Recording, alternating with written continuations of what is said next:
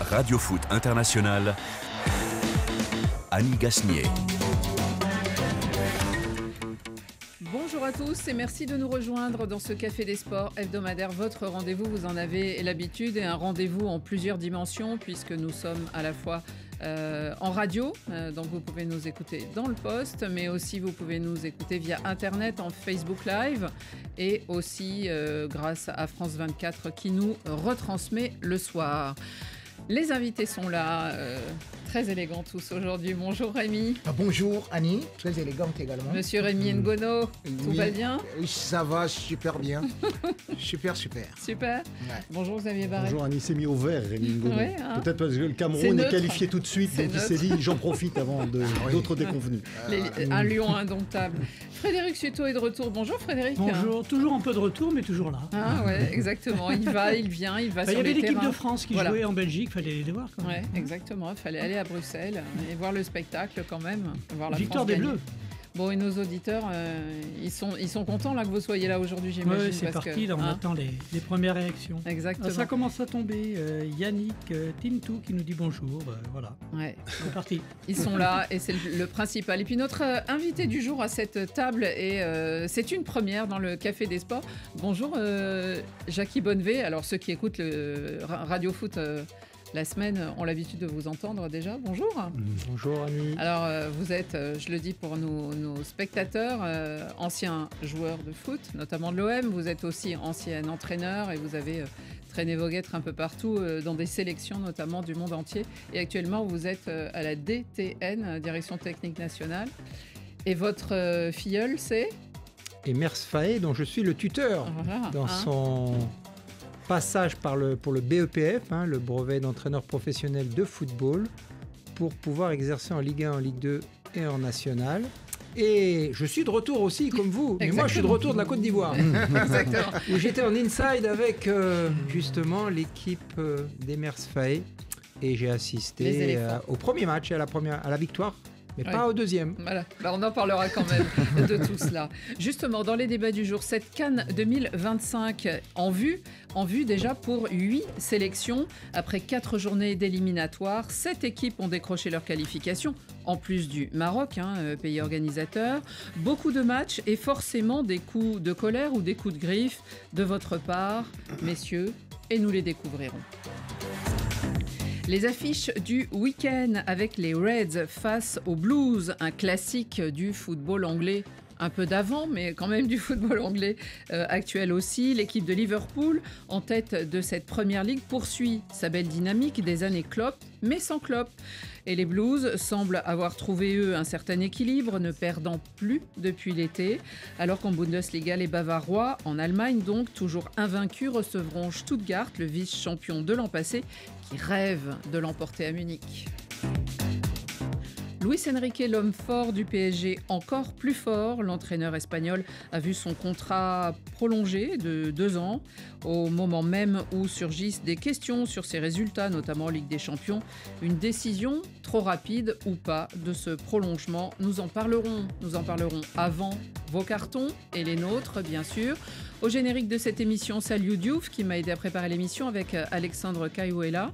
Jérémy Boucher aussi nous a aidés. Et puis pour les moyens vidéo, Yann Bourdela et Robin Cusneau sont là aussi aux manettes. Le Café des Sports, les débats sont ouverts.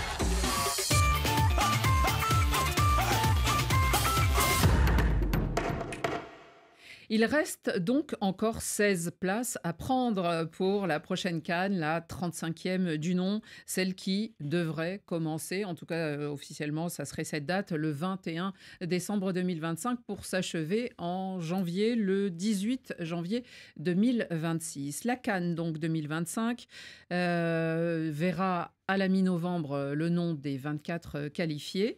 Ils seront tous connus, mais à cette heure, nous n'en connaissons que 7 plus le Maroc.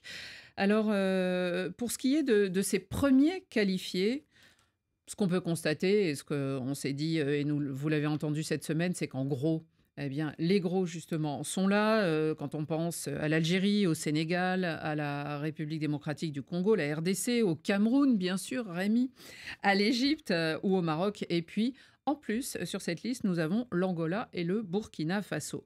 Alors, je voudrais vous demander qu'est-ce que vous avez retenu de ces 2 journées d'éliminatoires et surtout, quel était votre coup de cœur ou coup de bec? Jackie Bonnevé, votre coup de cœur, il sera forcément ivoirien, c'est ça? Un peu éléphantesque. Après avoir passé une semaine dans la famille des éléphants et d'avoir été en inside pendant pratiquement 5 jours, vraiment c'est mon coup de cœur parce que j'ai été reçu d'une manière assez incroyable. J'avais le maillot de la Côte d'Ivoire, j'ai assisté au premier match. Un maillot bien orange alors. Un maillot orange et c'était vraiment très agréable. Oui, et je constate surtout qu'il travaille très très bien. Emers travaille très bien avec son staff, avec un staff, on l'a dit, Guy Demel, avec Alain Guaméné, avec tout un staff. Tous ceux qui nous regardent peuvent voir les photos inside que vous nous avez transmises, donc c'est génial. Non, c'était vraiment un moment très important. Alors, il faut savoir que le match avait été, entre guillemets, décentralisé à San Pedro, sur un terrain de très très bonne qualité. Oui, le stade Pokou, d'ailleurs. Oui, pour Laurent les Pokou, gens bien sûr. rennais qui connaissent ce fantastique attaquant. Mais c'était surtout un des grands stades de la CAN cette année. Hein, ils essaient de tourner un petit peu sur les différents stades de la CAN de janvier dernier. Ils en profitent maintenant qu'ils ont des belles infrastructures. Et on était dans le camp qui avait été réservé justement pour la CAN, qui était très confortable. On a passé un moment là où il y avait notamment la RDC et le Maroc durant la compétition. À part sur le banc de touche, j'étais partout avec eux.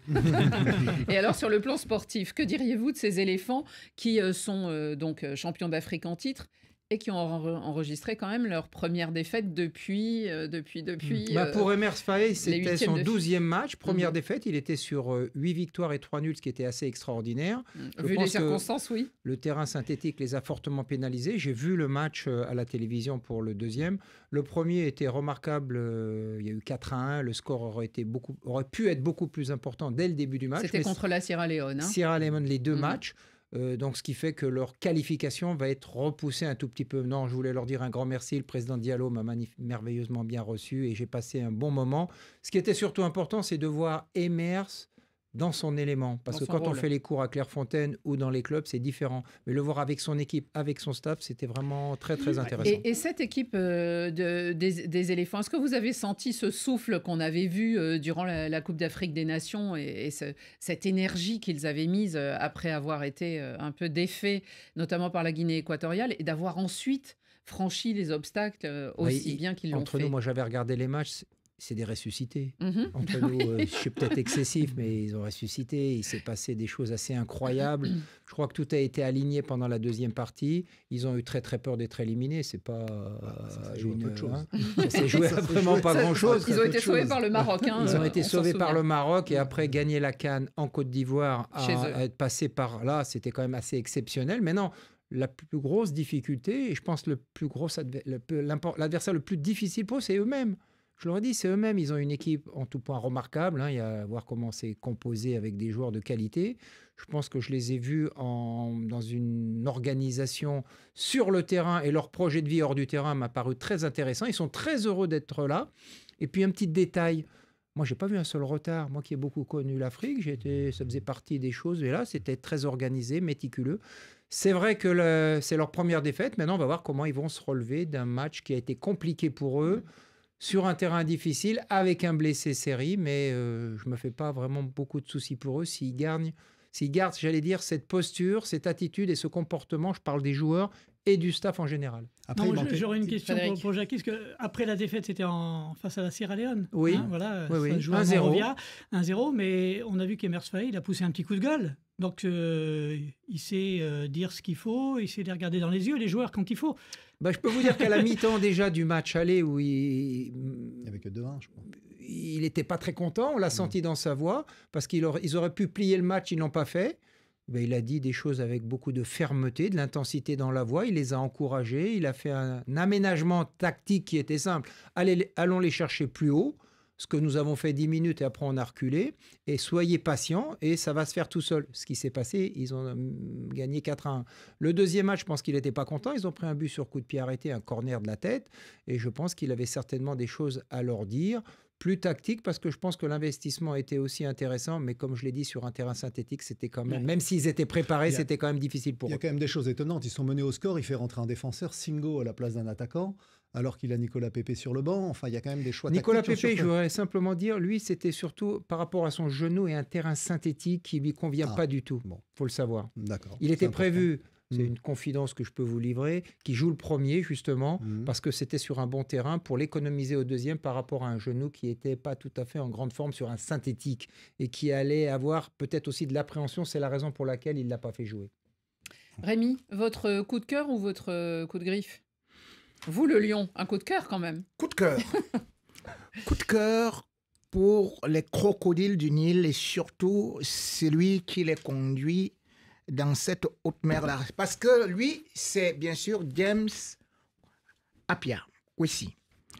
Si j'ai regardé cette équipe battre le Ghana par 2-0, alors qu'on appelle les Ghanéens les Brésiliens d'Afrique. Ils sont un peu perdus, hein, les Brésiliens, depuis On parle du quelque Soudan, temps. là. Hein, Ah, on est oui, d'accord, oui, hein. du Soudan, oui, c'est Les vrai. crocodiles du Nil, c'est le Soudan. c'est- Non, non, mais c'est- alors, bon. Surtout, il faut savoir que cette équipe du Soudan, en 2023, n'était même pas qualifiée pour la CAN. Et le contexte politique, là où se trouve justement ce pays, avec une guerre civile, avec une instabilité, avec des difficultés financières. Mais dire que ce monsieur a réussi quand même à faire que cette équipe aujourd'hui, il ne lui reste qu'un point pour être qualifié pour la CAN. Et surtout, cette équipe, pour la Coupe du Monde, dans son groupe, est devant le Sénégal.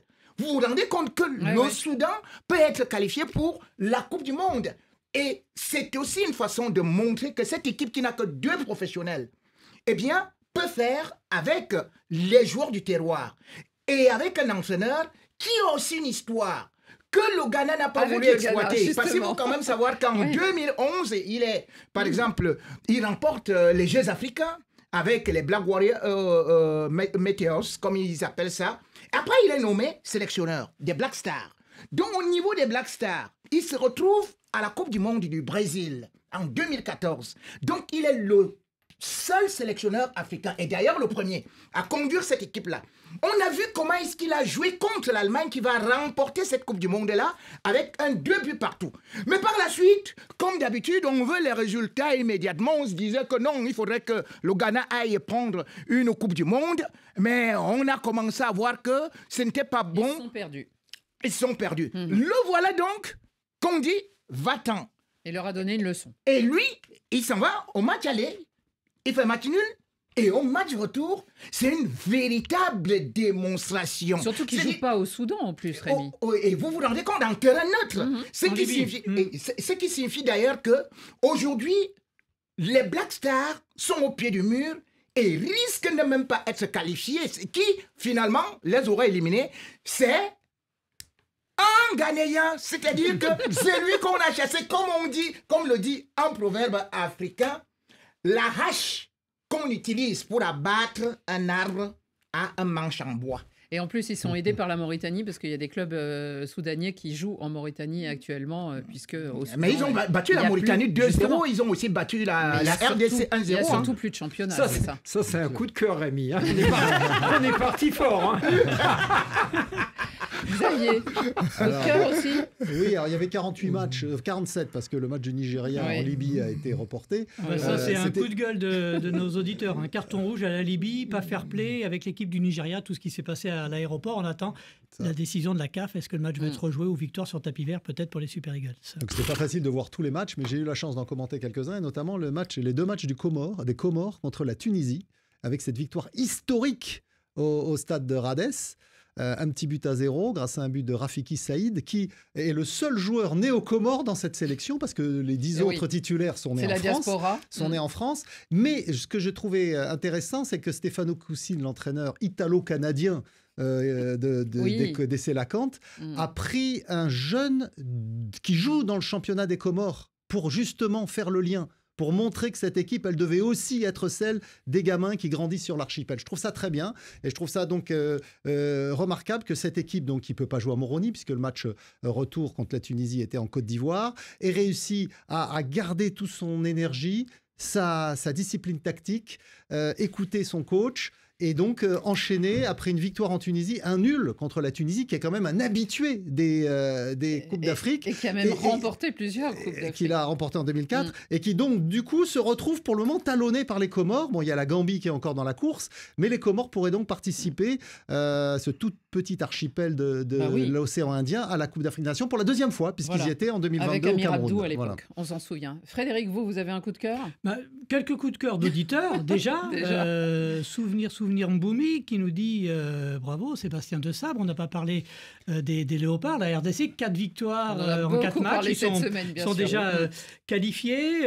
Il y a des coups de cœur, coups de gueule. On vous interpelle, Annie, Salomon là-bas. Faites quelque chose. Madame Annie, l'équipe nationale de mon pays, le Togo, va très mal. Archiduc, lui, il félicite les éperviers volent bas. Il félicite l'Angola. Mais tu connais le jour où les éperviers allaient bien? Il y a eu le jubilé d'Adebayor. Attention, dans 10 jours. Ils ont fait une Coupe du Monde. Il est allé à la Coupe du Monde. Ils ont fait une Coupe du Monde. Ils étaient dans le groupe de la France. Moi, mon coup de cœur, c'est le Cameroun. Marc Brice, le sélectionneur. Après tout ce qu'on a dit, les Camerounais, à chaque fois qu'il y a un match, le bras de fer, où est-ce qu'on va jouer? Est-ce que le match aura lieu entre d'un côté Samuel Eto'o, de l'autre le ministère? Et Marc Brice, il est là.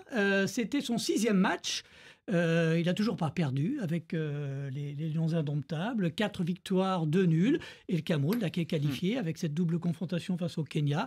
Victoire à domicile 4-1. Et puis on va gagner à l'extérieur 1-0. Ce serait quand même dommage qu'il démissionne, parce qu'il menace régulièrement de démissionner en disant si c'est comme ça, je vais bientôt arrêter. Tout bon. C'est peut-être le nouveau Hugo Bross. Oui, il faut dire, c'est bon, mais sauf que, bien évidemment, nous n'allons pas beaucoup fêter en tant que Camerounais pour ce bilan-là, lorsqu'on sait par exemple que, le même Rigobert Song qu'on venait de fêter parce qu'il a battu quand même le Brésil, qui s'est qualifié contre l'Algérie, et que finalement il a été vomi au nid. On ne va pas danser parce qu'on a battu le Kenya ou l'Ouganda. L'Ouganda, attention. Coup de cœur aussi. Deux coups de cœur qu'on peut ajouter, nous, de Radio Foot, c'est le Burkina Faso, bien sûr, les étalons qui se sont qualifiés, eux aussi, dès la 4e journée. Et ça, c'est une belle performance. Ils sont, si je ne me trompe pas, dans le groupe de la... ils sont avec le Sénégal. Donc, c'est intéressant parce que dans ce groupe-là, en tout cas, les autres n'ont plus aucun espoir. Bien. Les deux sont qualifiés. Burkina et Sénégal, ils vont y avoir un match pour la première place. Et la Guinée, le Sénégal n'est pas encore qualifié. Si. C'est déjà 10 points. Oui. Grâce à Sadio Mané et à son... Ah oui, le Sénégal est qualifié. Le coup franc à la 96e. C'est la Côte d'Ivoire qui n'est pas qualifiée. Il manque un point à la Côte d'Ivoire. Et puis la Guinée, bien sûr. Alors la Guinée, elle n'est pas encore qualifiée, mais en tout cas, elle revient de très loin. Et pour l'instant, elle a mis tous les ingrédients de son côté. 2 victoires. Merci. Et pour l'instant, Guirassy. Guirassy et peut-être Michel Dussuyer aussi un petit peu. En tout cas, les qualifiés, je vous l'ai dit, ça sera à la mi-novembre qu'on connaîtra donc la suite et la fin avec les 5e et 6e journées d'éliminatoire. On continue.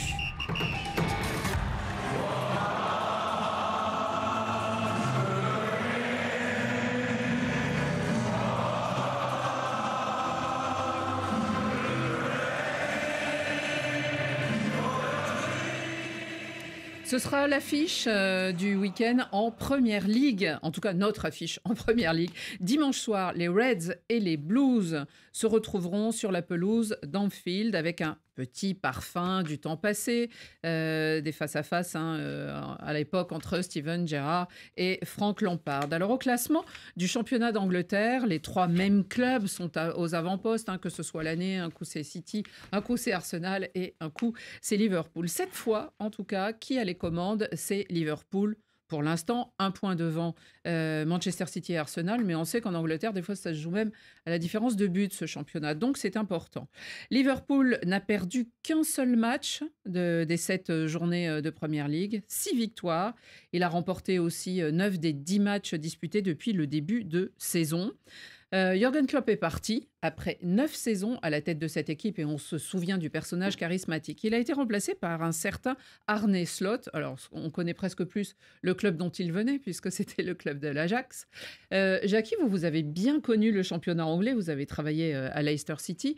Est-ce que cette transition, on va dire douce, et les résultats impactants de Liverpool vous surprennent ? Oui et non. Je je dirais oui, parce que Je dirais parce que Manchester United, on en parle souvent et on en a parlé même à Arsenal.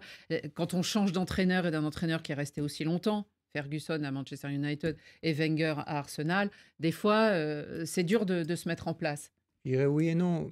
Oui, je suis surpris parce que les exemples que vous avez cités nous montrent que les successions d'entraîneurs emblématiques qu'ont été Arsène et Sir Alex Ferguson sont quand même très difficiles.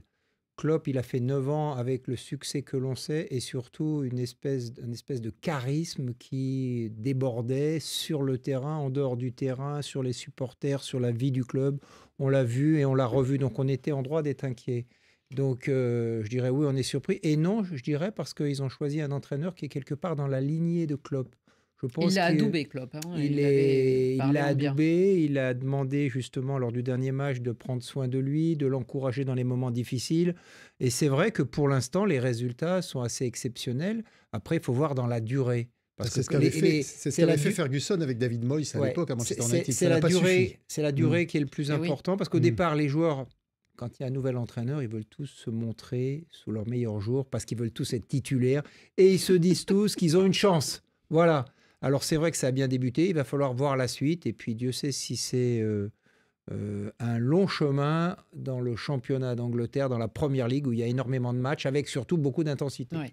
Alors Xavier, en même temps, Arne Slot, il a été honnête, il a dit « Ok, on a bien commencé, mais donnez-nous encore du temps ». Le match contre Chelsea ne sera pas le plus important de ce début de saison parce que là rentre une semaine plus compliquée où ils vont rencontrer Arsenal, Brighton, Aston Villa et puis les matchs de Ligue des Champions. Le RB Leipzig et Leverkusen au programme dans le mois qui vient. Donc effectivement, ils ont un sacré programme.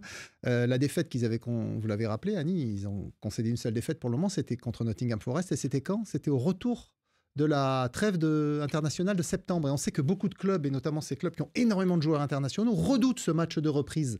Et Liverpool, notamment, qui a des Sud-Américains qui ont joué les éliminatoires de la Coupe du Monde, avec le décalage horaire, le voyage, la fatigue, parce qu'ils ont toujours un match à domicile, un match à l'extérieur quand ils vont en Amérique du Sud. Les différences de climat. Exactement. Qui aussi. Donc c'est souvent des périodes compliquées. Donc là, en plus, c'est Chelsea en face, qui est quand même un club qui est en net progrès. Je pense qu'on va en parler après.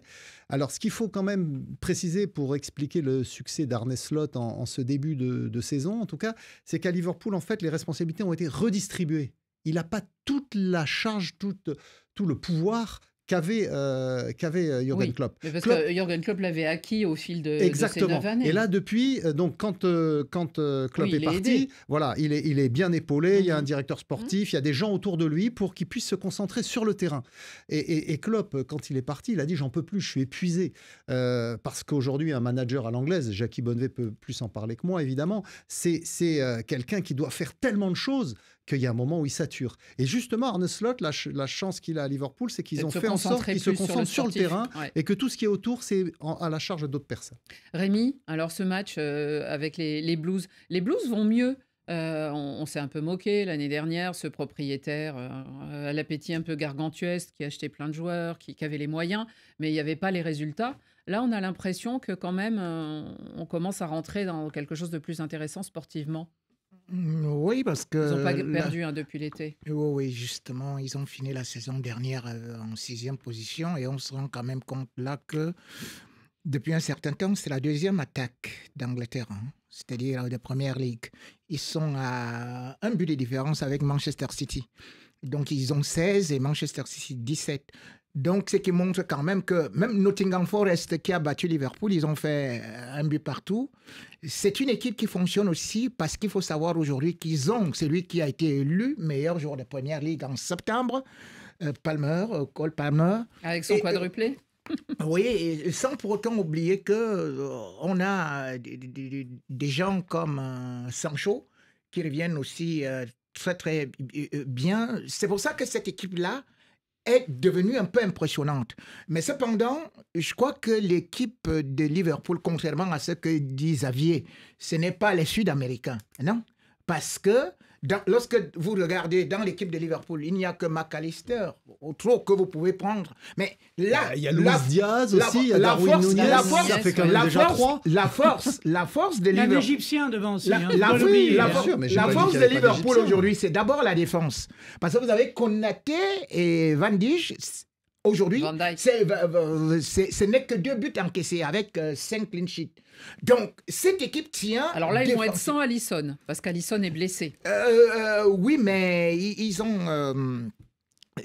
Alisson est blessé, mais ils ont quand même un bon gardien qui va suppléer Alisson. C'est à peu près comme le Real Madrid quand Courtois ne joue pas.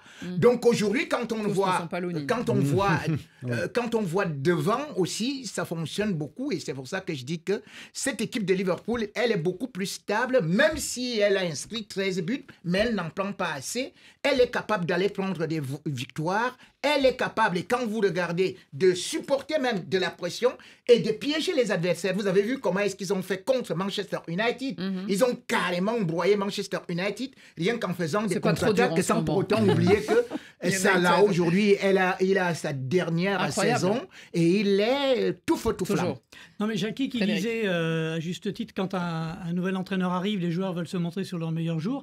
On sentait bien qu'il y avait certains joueurs, même Mo Salah, ils étaient un peu au bout du rouleau, mais même physiquement, mentalement, après toutes ces années rouleau compresseur, championnat, Ligue des Champions. Et là, on a l'impression que ça y est, ils ont récupéré, qu'il y a une petite fraîcheur qui est revenue du côté des Reds. Bon, ça, c'est ce que je voulais dire sur Liverpool. Mais non, mais sinon, en tout cas, en parlant de Liverpool et en le mettant en menu, vous avez réveillé les supporters de Chelsea. Et ben non, mais ça fait longtemps qu'on n'a pas parlé de Chelsea avec Armand, la Fiodessi, qui nous dit enfin Chelsea au programme. Et c'est vrai qu'il y a presque plus de messages pour les Blues que pour les Reds. Chelsea, capable de faire le job, vous allez voir, nous dit Ibrahima Gabal, ce ne sera pas facile. Chelsea est en grande forme, Cenk Nyang, et vous en avez plein des messages. Mais c'est vrai qu'ils ont un gros avantage, c'est qu'ils ne sont pas en Ligue des Champions. Ils jouent la Ligue Europa Conférence. Et oui. Donc du coup, ils n'ont pas trop de problèmes à gagner leur match européen cette saison.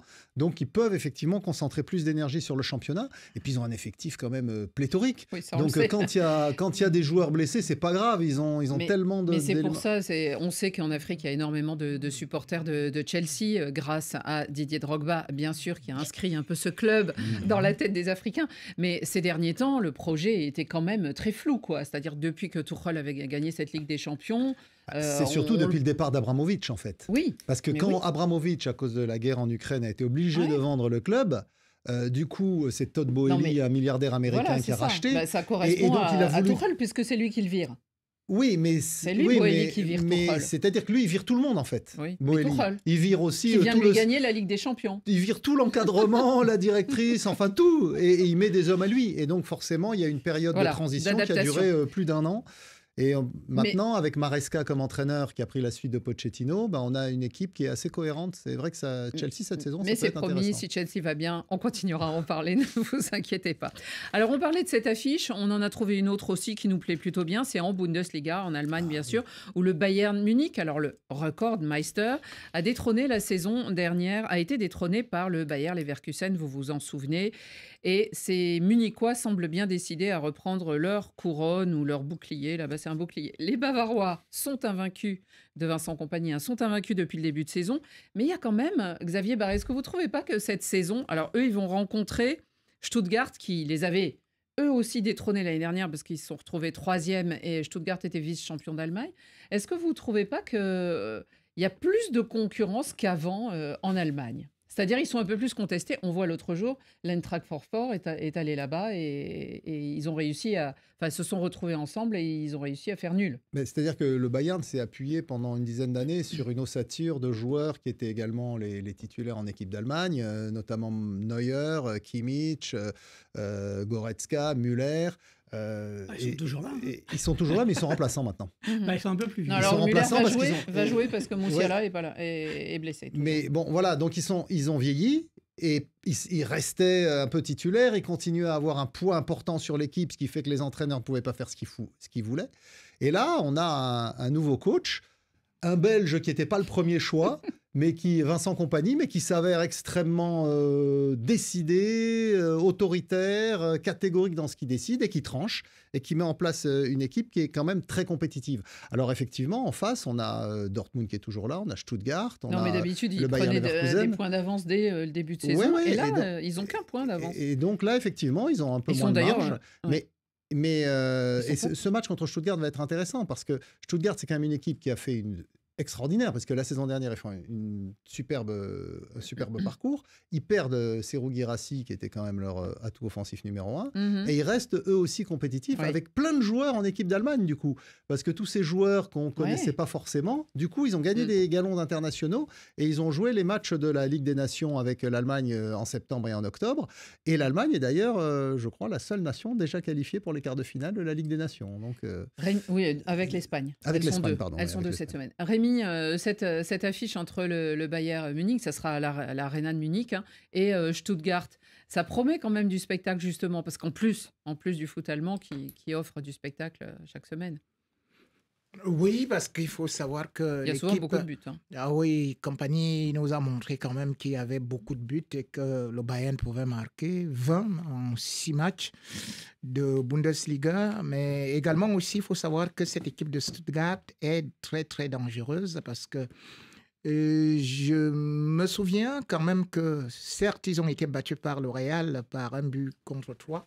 Mais j'ai vu comment cette équipe a eu à détruire Dortmund 5-1. Alors, quand je sais que Bayern sait être très dangereux sur le plan offensif, mais fragile sur le plan défensif, ça risque de faire très très mal. Jackie, votre regard sur cette rencontre de Bundesliga, rapidement. C'est toujours des matchs très intenses, spectaculaires. Mais je voulais souligner Kompany, c'est vrai qu'il a 38 ans, c'est un jeune entraîneur. On ne peut pas dire non plus que l'an dernier, il a fait des miracles et il a été recruté par le Bayern de Munich. Tu dis qu'il n'a pas été le premier choix, mais tout compte fait, on se rend compte qu'il fait des résultats et des débuts de saison, somme toute, plus que corrects. Il a un meilleur effectif qu'en Angleterre. Oui, c'est certain. C'est ça aussi. C'est bien la preuve. N'oubliez pas qu'Arsène Wenger, avant de signer à Monaco, il était à Nancy où il est descendu. C'est bien la preuve que les décideurs du Bayern de Munich, qu'est-ce qu'ils ont fait? Ils l'ont choisi pour ses valeurs humaines et en misant sur lui comme un jeune entraîneur, un jeune éducateur qui a prouvé beaucoup de choses. Pep Guardiola avait dit que ce serait lui qui le succédera à Manchester City. Il faudrait faire vite, parce que ça se termine au mois de juin. A priori, la place sera pas dispo. Mais deux petits messages ça veut dire sur quand même le Facebook Live. Harry Kane est en feu, le Bayern va gagner, nous dit Aaron Ba. Et puis, Sekou Sidibé, alors je ne sais pas si c'est qu'il s'ennuie ou qu'il n'aime pas la Bundesliga, mais il nous dit, mais il y a le Portugal aussi qui a un très bon championnat. Oui, c'est vrai. On en parlera un autre jour, c'est promis. Allez, on continue, on va pas très loin, là, vers le Parc des Princes. Non, je n'ai aucune intention d'expliquer ma tactique, parce que vous ne le comprendriez pas. Una sorpresa. C'est la vie. Mon amour, c'est la vie. Voilà, Florilège. Il en joue pendant les conférences de presse car il est la star du Paris Saint-Germain cette année. Comme il n'y en a pas dans l'effectif, c'est lui qui a volé la place, même du banc. L'Espagnol Luis Enrique vient de débuter sa 2e saison.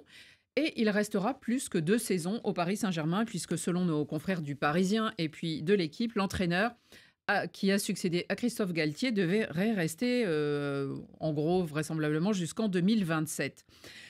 Rémi, on a beaucoup critiqué la succession d'entraîneurs au Paris Saint-Germain. Depuis que KSI, les Qatariens sont arrivés, il y en a eu beaucoup. Celui qui détient le record, bizarrement, c'est Laurent Blanc. Il est resté 3 ans. Est-ce que, selon vous, il y a un choix de stabilité qui est intéressant de la part du Paris Saint-Germain de miser sur Luis Enrique? Il n'y a pas de choix de stabilité, c'est qu'ils ont épuisé le stock. Mais attendez, si vous arrivez de prendre Carlo Ancelotti et puis finalement il s'en va et il va gagner avec le Real, vous dites mais tiens, c'est quelle histoire ça? Vous prenez finalement Unai Emery, vous vous en débarrassez, il va gagner, vous dites que mais c'est quoi cette histoire-là? Vous prenez Tourelle et finalement il va gagner la Ligue des Champions. Vous dites donc c'est par défaut. Nous sommes des distributeurs automatiques de Ligue des Champions. Donc, en fait, le gars est devenu... Là, la prolongation, c'est pas les fractions. C'est-à-dire, à peu près comme ils ont voulu condamner Kylian Mbappé, ils disent, tu ne pars pas parce que tu iras donner la Ligue des Champions ailleurs. Parce que quand on essaie de regarder les statistiques, moi, je veux dire, je ne vois pas la logique du Paris Saint-Germain là-dessus. Parce que vous avez, par exemple, quand vous vous débarrassez de Tourelle, c'est celui-là qui vous amène en finale de la Ligue des Champions, qui remporte le championnat, la Coupe de la Ligue, la Coupe de France. Et après, vous dites que... Qui font les triplés, quoi. Oui, mais on sait pourquoi. Et puis, vous dites que... Tourelle était en conflit avec Leonardo. Et d'ailleurs, quand on essaie de regarder même Unai Emery, les meilleures statistiques du Paris Saint-Germain, même s'ils ne sont pas allés très loin de la Ligue des Champions, c'est avec lui. Mais maintenant, on me dit que c'est avec Enrique... Qui dit, oh, c'est bon, je me suis débarrassé de Messi, je me suis débarrassé de Mbappé. Bon, maintenant, on va gagner, on va faire ceci. Sauf qu'il faut savoir qu'aujourd'hui, sur les statistiques, il est l'avant-dernier entraîneur de l'ère Qatari avec seulement 64,5% de victoires, c'est-à-dire 40 victoires en 60 matchs. Et d'ailleurs, lors des dernières rencontres, c'est 3 matchs sans victoire. Et du coup, il les a tous dit, là. Il va tout briller. Il a tout épuisé, maintenant on va pouvoir parler. Ce n'est que lui qui va briller au Paris Saint-Germain, comme le dit un proverbe africain. La luciole n'est claire qu'elle-même. Alors, ce qui est surprenant, Xavier, c'est qu'on connaît l'obsession, même si maintenant ils ne veulent plus en parler, de Ligue des Champions de ce club. Et on ne peut pas dire, là, la leçon de football qu'a reçue Luis Enrique d'Arsenal, c'est amusant que ça intervienne maintenant. Qu'est-ce qu'a fait Luis Enrique à l'issue de sa première saison au PSG? Champion de France, Coupe de France et demi-finale de Ligue des Champions. On ne peut pas dire que ce soit un mauvais bilan, même si au niveau statistique... Il a perdu Mbappé entre-temps. Mbappé est parti, donc on va voir. Là, qu'est-ce qui s'était passé la saison dernière en phase de poule? Ils avaient eu beaucoup de mal. Ils avaient perdu à Newcastle. Souvenez-vous des commentaires. Eh bien, là, ils ont perdu à Arsenal. Ils ont perdu à Milan, à Newcastle. Ils n'ont pas été bons. Mais l'objectif, et Luis Enrique disait quoi? On sera meilleur au printemps. Ils sont allés jusqu'en demi-finale de la Ligue des Champions. Et ils n'étaient pas loin de la finale. Donc vous faites confiance. Donc moi, je dis qu'effectivement, c'est un entraîneur qui est cohérent, qui a déjà gagné la Ligue des Champions avec Barcelone, on peut le rappeler. Avec Messi. Avec Messi, Suarez et Neymar. Peut-être. Là, il ne les a plus. Il a un vrai savoir-faire. C'est pas Colomboigny. Il a un vrai savoir-faire. On peut effectivement critiquer certains résultats. Effectivement, quand ils perdent à Arsenal, on ne va pas dire que le PSG était bon. Ils n'ont pas été bons. C'est évident. Non, mais après, voilà. Après, il fait avec les joueurs qu'il a. Et en plus, et c'est surtout là où je voudrais revenir sur ce que disait Rémi Ngono tout à l'heure, quand Tourelle est viré, il n'est pas viré à cause de ses résultats. Il est viré parce qu'il est en conflit avec Leonardo, qui était revenu comme directeur sportif. Il est viré, c'est Scortien. Oui, il est viré. Mais c'est pas la raison sportive, en fait. Oui, c'est pour des raisons... Pochettino, quand il est viré. Laurent Blanc, quand il est viré. Laurent Blanc, Jackie Bonnevet, quand il est viré. Laurent Blanc, il est viré alors qu'il vient de prolonger son contrat, simplement parce qu'effectivement, il a fait un mauvais match en Ligue des Champions, alors qu'ils ont remporté tous les championnats d'affilée. Ça lui a rapporté 22 millions, donc il ne va pas se plaindre, Laurent Blanc. Jackie Bonnevet, comment vous voyez ce choix? Est-ce que c'est un choix sur la durée? Pour revenir à Rémi, si j'ai bien compris Rémi, ils sont en post-formation au PSG et après ils finalisent quand ils vont gagner les Coupes d'Europe dans d'autres clubs. C'est un peu ça. C'est à peu près ça, Rémi, si j'ai bien compris. Par contre, c'est bien pour lui de re-signer au PSG. Et la bonne affaire, elle est pour lui. Pour le PSG, je ne suis pas certain non plus. Ce qui est certain, c'est Laurent Blanc ne va pas nous contredire. Et comme on l'a dit, il a signé en février 2016 une prolongation de contrat. Et en juin, 4 lui dit mois après, c'était terminé.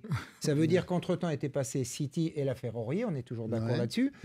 Mais c'est vrai qu'il est surprenant, parfois déroutant dans sa communication. On l'a revu dans les vestiaires avec Mbappé. On a vu tout un tas de choses qui sont parfois un peu, je dirais, qui doivent rester dans le vestiaire. Lui, maintenant, il diffuse tout. C'est son fonctionnement. Il a un côté un petit peu d'exagération. On l'a vu quand il a dit à Margot qu'elle ne comprenait pas vraiment le football et que ce n'était pas la peine de se mettre. Je trouvais que c'était quelque part déplacé, qu'il n'a pas donné parfois une très bonne image du coach, même si c'est un gars de qualité qui donne une ligne de conduite, qui prend la pression à la place des joueurs. Alors, c'est l'avenir qui nous dira si le Paris Saint-Germain a fait une bonne opération de le prolonger. Par contre, lui, il a fait une bonne opération. Sa vision du jeu, elle a 10 ans de retard. Là, donc, ça marchait peut-être avec Barcelone 2008-2009. Enfin, l'Espagne est championne d'Europe. Hein. Oui. Manchester City est champion. Il a gagné la Champions en jouant de cette façon, avec la possession. Avec la possession, Manchester City a gagné la Ligue des Champions l'année dernière. Nos auditeurs, déjà que Rémi a réveillé Rémi en pleine forme. Rémi fait une bonne première mi-temps. Des oriflammes partout. Non, et puis c'est Oumar Barraud qui est quand même inquiet. C'est un supporter du PSG pour qu'un club gagne la Ligue des Champions. Il faut des stars dans ses rangs, il n'y en a plus. Jurezé Nzaou, lui, nous dit « Je ne reconnais plus le projet du PSG. On a vendu toutes les stars, les folies du mercato, c'est terminé. Peut-être bien pour la Ligue 1, mais mauvais pour la Ligue des Champions. » Bon. On verra ça. En tout cas, samedi soir, c'est-à-dire demain au Parc des Princes, le PSG reçoit Strasbourg. Et nous partons vers les cartons. Carton jaune. Un carton là. Qui sort un carton jaune. Ouh là là là là, carton rouge. Carton rouge. Dans la confusion. Carton vert. Extraordinaire. Rien à dire. Vos cartons, vous avez été nombreux à les envoyer et c'est Salio Diouf qui a fait la sélection. Oh, bonsoir Radio Foot, Diallo Abdoul, Guinéen vivant aux États-Unis, comme vous voyez. J'aimerais donner un carton vert à Serhou Guirassy. C'est le meilleur joueur africain depuis la saison dernière. Pour moi, il mérite le ballon d'or. Malgré qu'on ne parle pas assez de lui, pour moi, c'est le meilleur joueur africain. Vraiment, toute la communauté guinéenne devrait le soutenir sur les réseaux sociaux, les influenceurs. Vraiment, carton vert à Guirassy. Bon café de sport. Allez, ciao. Bonjour Radio Foot International, c'est Florent Bekono depuis le Cameroun dans la banlieue de Douala. Bon, je dis dans la banlieue de Yaoundé, la ville de Douala. J'agresse un carton vert. Vous voyez que je suis en vert, rouge, jaune. Pour dire quoi? Qualification. On n'a pas besoin d'attendre la dernière journée pour faire les si. Et c'est passé pour le Cameroun. Et on a eu également un clin d'œil à qui? À Eno avec ce coup franc magnifique, sublime, exceptionnel. Garde, t'as fait l'affaire. Et aussi à Marc Brice, le sélectionneur. Franchement, avec sa méthode, ça marche, on doit le garder. Bonne émission à vous. Salut Radio Foot, salut à toute l'équipe du Café des Sports. C'est Jdembongo depuis la République démocratique du Congo. Mon carton est vert pour les léopards de la République démocratique du Congo. Notre fierté, en tout cas bravo à eux et coup de chapeau pour 12 sur 12. 4 matchs gagnés sur 4 possibles. Depuis que je suis né, je n'ai jamais vu ça. Alors, les gars, carton vert à vous et bonne émission. Salut Café Foot, c'est Mariam depuis Sénégal. Aujourd'hui, mon carton il est vert à l'équipe nationale de mon pays d'origine, qui est la Guinée-Conakry, particulièrement à Serhou Guirassy, le ballon d'or africain. Surtout bonne chance pour les 2 prochains matchs et focus pour la CAN 2025 au Maroc. Allez, bim binso. Bonjour Radio Foot International, bonjour, moi c'est Abdullah Essène depuis la République centrafricaine, précisément à Bangui. Alors mon carton est rouge qui va directement à la Fédération centrafricaine de football. Pas parce que les femmes ne jouent pas à domicile, mais les femmes ne jouent jamais des matchs amicaux. Et si les femmes perdent une match, c'est eux qui sont les premiers à critiquer les joueurs et les coachs. Vraiment carton rouge à la Fédération centrafricaine de football. Salut Rémi Ngolo. Salut à toute l'équipe du Café des Sports. Carton rouge à la Fédération libyenne de football pour leur geste ignoble et inhumain à l'encontre des Super Eagles du Nigeria. En effet, les joueurs ainsi que le staff ont été laissés à eux-mêmes dans un aéroport, sans eau, ni nourriture, ni connexion téléphonique, sur une place infestée de moustiques. Ils ont vécu une situation vraiment déplorable. Comment est-ce que va réagir la CAF? Je donne ma langue au chat. Oumar Barou depuis le Sénégal. Bonne émission à tous. Bonjour Radio Foot International, c'est Rosine Witondaï depuis la RDC. J'adresse un carton vert aux léopards de la RDC qui se sont qualifiés pour la CAN 2025 au Maroc au bout de 4 journées, soit 4 matchs, 4 victoires, 6 buts marqués, 0 but encaissé, un total de 12 points sur 12. Bon café de sport à tous. Bonsoir, c'est Samuel Birocha Pacifique depuis la ville de Bukavu en République démocratique du Congo. Carton vert à Lionel Messi pour sa performance XXL contre la Bolivie. 3 buts et 2 passes décisives. Voilà pourquoi il a été élu meilleur joueur de l'histoire par le magazine pro-madrilène Marca. Moi, c'est Jérôme, Togolais résident aux Émirats Arabes Unis. Et mon carton, il est vert et je le donne à Lionel Andrés Messi pour son prix de meilleur jeu de tous les temps qui vient de remporter par Marca. Il est classé premier, suivi de Cristiano, suivi de Pelé, c'est-à-dire le footballeur argentin. J'avais barré, j'étais salué, Rémi Gono, j'étais salué également, et mes plus grandes satisfactions, c'est à notre maman, Annie Cassigné. Ciao, ciao. Bonne café de sport. Et ben voilà, c'était animé ces cartons qui nous viennent de si loin. Moi, j'ai adoré les oiseaux de Bukavu, je dois le dire. Et puis les filles, hein, bien sûr. Désigner les meilleurs joueurs de tous les temps. Le match n'est pas terminé. Ça n'existe pas. Le match n'est pas terminé. On a dit plutôt le joueur qui a remporté plus de trophées. Alors, je vais prendre la main avant de vous passer la main, les garçons, sur les cartons, parce que je voudrais donner un carton vert du côté d'Abidjan. Parce qu'il y a eu, grâce à la fondation Magic System et grâce aussi à Barési et puis grâce à l'UNESCO, une nouvelle fois la CAN des quartiers, et là c'était celle du quartier d'Anoumabo, donc dans le sud d'Abidjan, en Côte d'Ivoire. Dimanche, c'était la finale de cette 11e édition, c'était entre l'Algérie et la Côte d'Ivoire. Et qui a gagné, Rémi ? Eh bien, la Côte d'Ivoire, comme en foot Maracana, d'ailleurs, une semaine avant, ils ont gagné 1-0. Alors, vous pouvez voir les images derrière nous, des images qui nous ont été envoyées justement par Barési de là-bas. Bravo pour ces initiatives. Et quand on regarde les photos, on se dit, je pense que Jackie, vous serez d'accord, ça respire le vrai football, de la terre, des filets, du public, tout le monde qui se mélange, et c'est magnifique. Bon, ma sœur était directrice de marketing là-bas. Oui, c'est vrai, en Côte d'Ivoire. C'est intéressant. Donc, bravo pour cette CAN. Xavier, allez.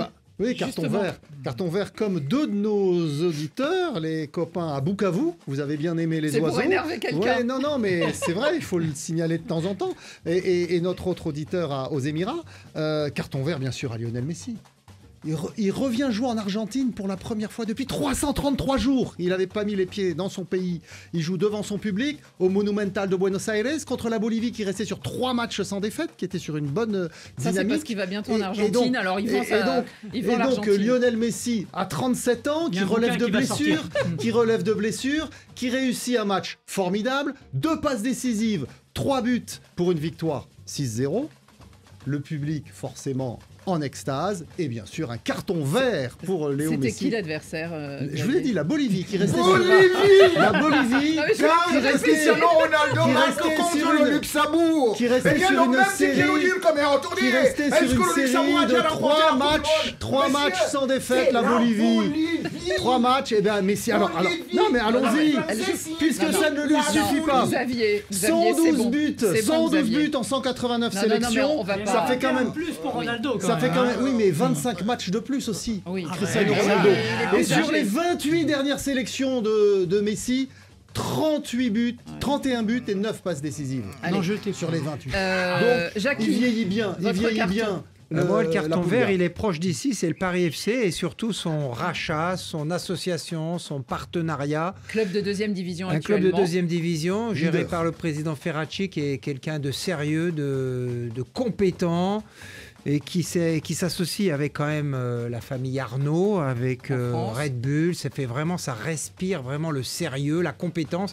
Souvent, quand un club est racheté, on est un peu méfiant. On se dit qu'est-ce qui se passe ? Est-ce que ça sera le 2e club parisien ? Est-ce que ça va être le 2e club parisien ? Enfin, c'est quand même au départ quelque chose de vraiment, j'allais dire, super sérieux, avec beaucoup de compétences. Belle aventure, et on verra si nous aurons 2 clubs à Paris. Rémi, la couleur de votre carton ? Jaune. Jaune à quelqu'un que j'aime beaucoup, Emers Faye, mais je suis... ça va lui être répété, attention. Oui, mais vous savez, droit but dans les yeux. C'est qu'en réalité, Emers Faye justifie la défaite comme justement aussi son professeur par l'état de la pelouse. C'est sur la même pelouse que les gars vous ont marqué le but. C'est sur la même pelouse qu'on a vu comment est-ce que Bailly, justement, commet une faute. Ce n'est pas la pelouse qui fait commettre la faute. C'est juste que l'équipe n'était pas bien offensivement et défensivement. Mais comme le dit un proverbe africain, quand un maçon construit un mur tordu, il accuse les pierres. Frédéric, rapidement. C'est un carton vert pour rendre hommage à Amandine Henry, qui s'arrête avec l'équipe de France. 109 sélections, ça fait 15 ans qu'elle jouait en équipe de France. Une joueuse, une femme de caractère. Elle continue en club au Mexique, mais coup de chapeau à Amandine Henry. Ancienne lyonnaise qui a gagné maintes Ligue des Championnes. Avec Lyon. Et c'est la fin de ce Café des Sports. Merci beaucoup, messieurs. C'était très animé et j'espère que ça vous a plu. Moi, je découvre Rémi. À la semaine prochaine. Impressionnant. Hein.